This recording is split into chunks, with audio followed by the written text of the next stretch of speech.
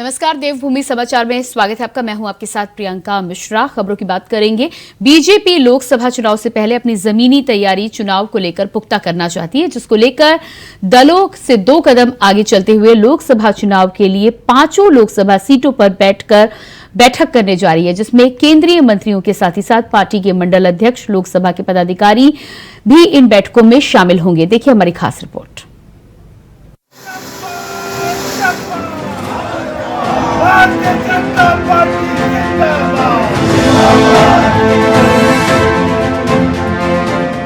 Uttarakhand BJP Bageshwar उपचुनाव के परिणामों से उत्साहित है। बीजेपी इसी उत्साह को अब लोकसभा चुनाव की तैयारियों में इस्तेमाल करना चाहती है, ताकि पार्टी का कार्यकर्ता दुगने उत्साह के साथ चुनावी कार्यक्रमों के साथ धरातल पर भी उतर सके और जनता को पार्टी के साथ लामबंद कर सके।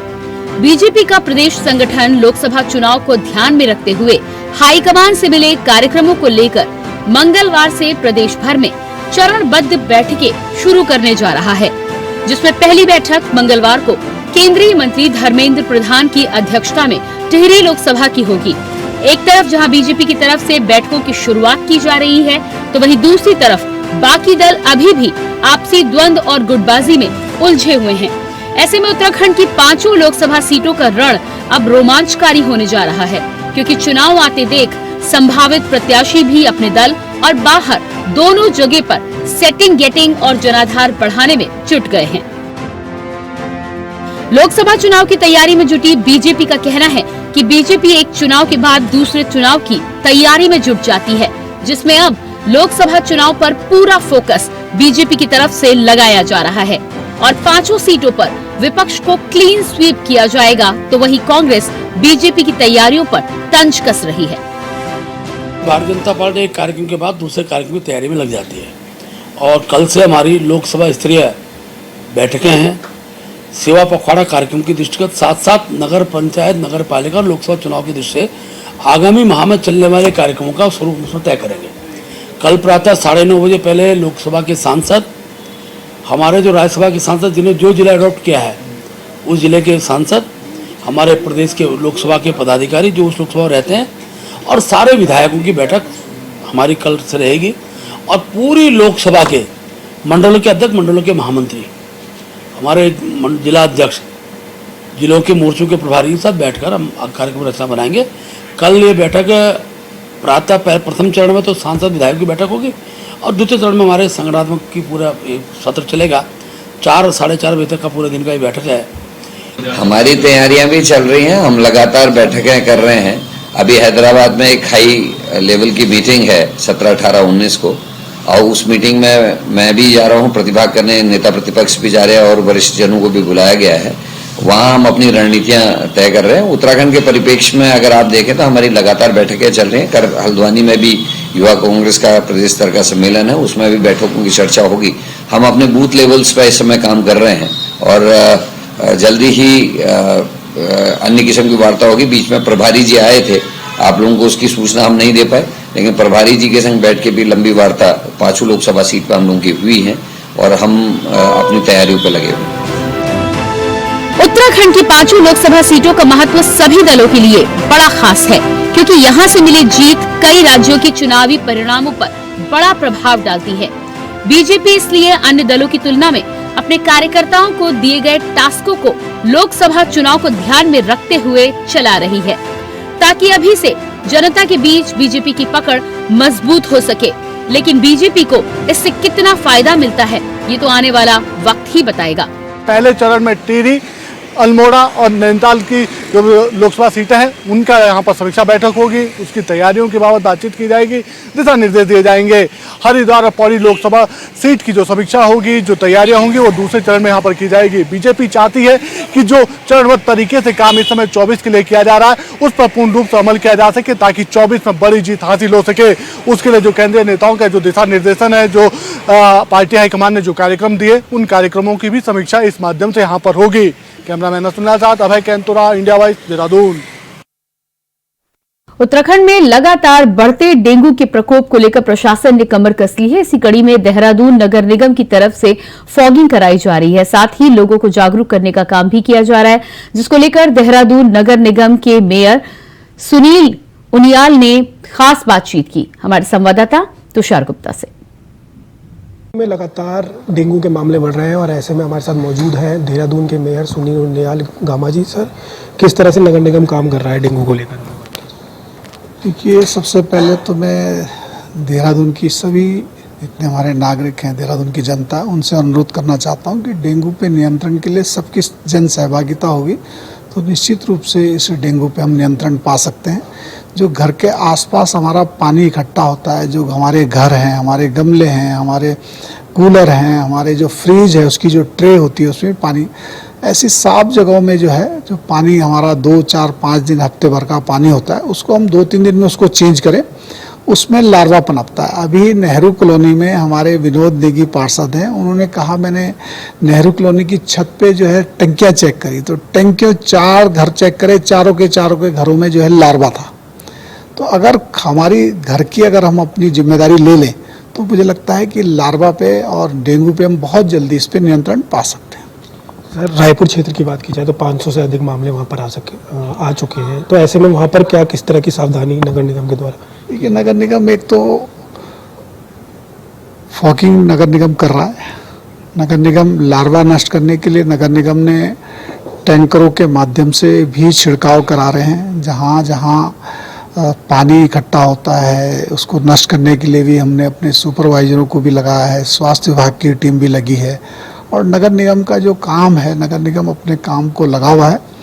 मैं देहरादून की जनता से पुनः अनुरोध करना चाहता हूं कि सबकी सहभागिता से ही इस डेंगू पे हम नियंत्रण पा सकते हैं और अगर हम अपने घर की जिम्मेदारी समझ लें, घर के आसपास की जिम्मेदारी समझ लें तो हम इस पे बहुत जल्दी नियंत्रण पाएंगे। स्मार्ट सिटी की भी बात की जा रही है जिसमें निर्माण कार्यों में के कारण वहाँ पर गड्ढों में पानी भर गया, जिसके कारण वो लार्वा भी मिल रहा है। नगर निगम की टीमों को भी लार्वा मिला है, किस तरह से उसे कल ही नगर निगम की टीम ने जो है जितने विभाग काम कर रहे हैं देहरादून में उन सब विभागों के चालान करे हैं। आज मैंने शाम को 4 बजे सभी विभागों को बुलाया है, उसमें हमारे सीएमओ भी होंगे, उसमें पीडब्ल्यूडी, स्मार्ट सिटी, जल संस्थान, जल निगम, जितने विभाग शहर में जो कार्यदायी संस्थाएं काम कर रही हैं सबको बुलाया है और उनको कहा है कि अपनी अपनी जिम्मेदारी समझें। जहाँ जहाँ आपके गड्ढे हैं, जहाँ गड्ढों में पानी भर रहा है उसको जो है जब तक बरसात है उन गड्ढों को भरें। सर, भी हमने कहा था, अब पुनः भी उनसे कह रहा हूँ कि अभी हमने बोर्ड बैठक में भी उनको स्पष्ट निर्देश दिए थे कि आपके जो गड्ढे हैं फिलहाल जब तक उसमें काम नहीं हो सकता उन गड्ढों को भर दीजिए ताकि उसमें जो है पानी इकट्ठा ना हो, तो ये कहा गया है। सर, स्वास्थ्य मंत्री धन सिंह रावत ने सदन में कहा है कि डेंगू के मामले और बढ़ सकते हैं, क्या नगर निगम की टीम को भी बढ़ाया जाएगा? देखिए, नगर निगम ने अपनी टीम बढ़ाई है, नगर निगम ने अपने संसाधन भी बढ़ाए। अभी जो बड़ी गाड़ियों से भी हम फॉगिंग करा रहे हैं, बड़े बड़े जो टैंकर जो कोरोना काल में हम सैनिटाइज करते थे 3-3 हज़ार लीटर के जो पानी से करते थे, 3-3 हज़ार के टैंकर हमने इसमें लगाए हैं। तो नगर निगम ने भी संसाधन बढ़ाए हैं। नगर निगम ने जो है सभी को जो है अपने जितने हमारे अधिकारी हैं सबको इस काम में लगाया है। तो निश्चित रूप से हम भी चाहते हैं कि बहुत जल्दी से जल्दी इस पर नियंत्रण हम कर सकें। डेंगू के मामले लगातार देहरादून सहित प्रदेश भर में फैल रहे हैं और इसको लेकर नगर निगम देहरादून लगातार कार्य कर रहा है, चाहे वो फॉगिंग को हो या फिर सफाई अभियान को लेकर हो या लोगों को जागरूक करने का हो। तो लगातार नगर निगम की टीमें जन जन तक पहुंचकर डेंगू को रोकने की कोशिश कर रही है। कैमरा जर्नलिस्ट निशान चौहान के साथ मैं Tushar Gupta, India voice, Dehradun. Dengue के हाहाकार के बीच हरिद्वार में कई प्राइवेट अस्पतालों की मनमानी सामने आ रही है, जहां बिना डेंगू के लक्षण के पहले भी मरीजों को अस्पताल में भर्ती कर उनसे मनमाने दाम वसूले जा रहे हैं। वहीं सरकारी अस्पतालों में भी हाल बुरा है। यहां हर दिन 500 से ज्यादा मरीज ओपीडी में दवा लेने के लिए पहुंच रहे हैं और कई मरीजों को बिना डॉक्टर के दिखाई ही वापस लौटना पड़ रहा है। हालांकि स्वास्थ्य विभाग के अधिकारी दावा कर रहे हैं कि हालात बिल्कुल सामान्य है। हरिद्वार पहुंचे सांसद रमेश पोखरियाल निशंक ने भी कहा कि प्राइवेट अस्पताल इलाज के नाम पर मनमानी ना करें, इसके लिए टीमें बनाई गई हैं। अगर कहीं भी मनमानी करने और ओवर चार्जिंग का मामला सामने आता है तो उसके खिलाफ सख्त कार्रवाई की जाएगी। मनमानी करने से भी और इसलिए आज जिलाधिकारी को ये कहा है कि इसको भी लगातार देखें कि कोई प्राइवेट अस्पताल मनमानी न करे और उसका पूरा सहयोग मिले। जब इस तरीके की आपदाएं आती है तो फिर सब लोग एकजुट होकर उसका मुकाबला सामना करते हैं। तो मैंने पूछा था कि कैसे क्या इस तरीके की कोई शिकायत आई है, तो मेरे संज्ञान में लाया गया कि नहीं, अभी तक इस तरह की कोई शिकायत नहीं मिली। जो प्राइवेट अस्पताल है वो भी सहयोग कर रहे हैं। लेकिन जो बात आपने कही कि यदि वो अतिरिक्त चार्ज लेंगे या जो पैसा लेकर के और तब जाकर के उपचार बड़ा पैसा लेकर के जो अतिरिक्त दवाइयों पर जो पैसा खर्च होना है वो तो होना ही है। लेकिन यदि ये लगता है कि नहीं कोई उस मजबूरी का लाभ उठा रहा है तो वो फिर बर्दाश्त नहीं होगा। वो डीएम को भी सीएमओ को भी कहा। कोटद्वार में भी लगातार डेंगू की मरीजों की संख्या बढ़ती ही जा रही है। बढ़ती मरीजों की संख्या को देखते हुए स्वास्थ्य विभाग ने नई गाइडलाइंस जारी की हैं। एक इलाके में 10 से अधिक डेंगू के मरीज पाए जाते हैं तो उस इलाके को माइक्रो कंटेनमेंट जोन में घोषित कर उसे तब्दील किया जाएगा। उस इलाके के लिए एक नोडल अधिकारी की तैनाती की जाएगी। वहीं सीएमएस ने बताया है कि बेस अस्पताल में अब तक 120 डेंगू के मरीज आ चुके हैं, जिनमें 90% मरीज ठीक होकर घर वापस जा चुके हैं और डेंगू के प्रतिदिन 12 मरीज अभी भी हॉस्पिटल पहुंच रहे हैं। लेकिन एलाइजा की मशीन खराब होने की वजह से मरीजों के सैंपल श्रीनगर भेजने पड़ रहे हैं, जिसका खामियाजा मरीजों को भुगतना पड़ रहा है। अच्छा प्रश्न किया मैडम। आजकल डेंगू का बहुत ज़ोर है, हर तरफ फैला हुआ है। हमारे अभी करीब 18 से 20 पेशेंट्स को हम डेली इन्वेस्टिगेट कराते हैं डाउटफुली कि वो डेंगू के पेशेंट्स होंगे। उनमें से 3-4 पेशेंट्स NS1 पॉजिटिव निकलते हैं और बाकी पेशेंट्स नहीं निकलते। उन पेशेंट्स को हम एडमिट करते हैं, उनका इलाज करते हैं और ठीक होने पर घर भेज देते हैं।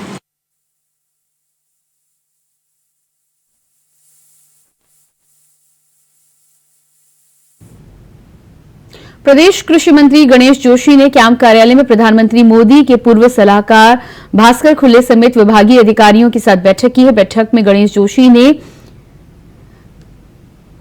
G20 महोत्सव की तैयारियों को लेकर अधिकारियों को आवश्यक दिशा निर्देश दिए। मंत्रियों ने अधिकारियों को महोत्सव के संबंध में आपसी समन्वय बनाकर कार्य करने के निर्देश भी दिए हैं। बता दें कि 17 से 21 नवंबर तक 5 दिवसीय G1 महोत्सव का भव्य आयोजन किया जाएगा। हमारे उत्तराखंड के लगभग 18 उत्पादों को जीआई टैग मिलने वाला है, जो एडिशन टैग, जिसमें 12 हमारे कृषि विभाग के हैं और 6 इंडस्ट्री के हैं। हमारा मड़ुआ, झिंगोरा, गहज, लाल चावल, काला भट्ट, माल्टा, चौलाई, लखोरी मिर्च, पहाड़ की तोड़दार, ब्रास, जूस, आड़ू, लीची और बड़ी नाग की चाय। इस प्रकार जो है रात को बंद, पिछोड़ा, लकड़ी के अन्य बंद, अंगूठा जिसमें होते हैं, ये इंडस्ट्री वाक्य हैं। और इसके लिए 17 से 21 नवंबर तक एक मेला हम यहाँ पर लगाने जा रहे हैं और उधर हमें भारत सरकार के द्वारा इसके सर्टिफिकेट इश्यू होंगे और जिससे हमारे उत्पादों को अंतर्राष्ट्रीय पहचान मिलेगी। इसकी बैठक आज यहाँ पर प्रधानमंत्री जी के पूर्व सलाहकार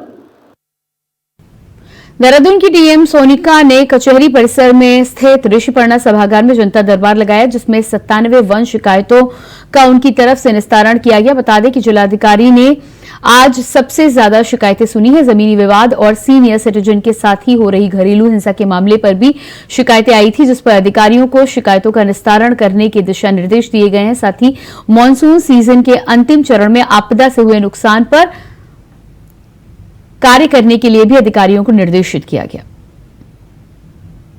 करीबन 97 शिकायतें हैं आज हमारी और हर तरह की शिकायत है। आपदा से रिलेटेड है, एनक्रोचमेंट से रिलेटेड है, लैंड डिस्प्यूट से रिलेटेड है, सीनियर सिटीजन से रिलेटेड काफ़ी शिकायतें आ रही हैं, जिसमें कि घर में डोमेस्टिक वायलेंस या कुछ इस तरह की चीज़ें हो रही हैं।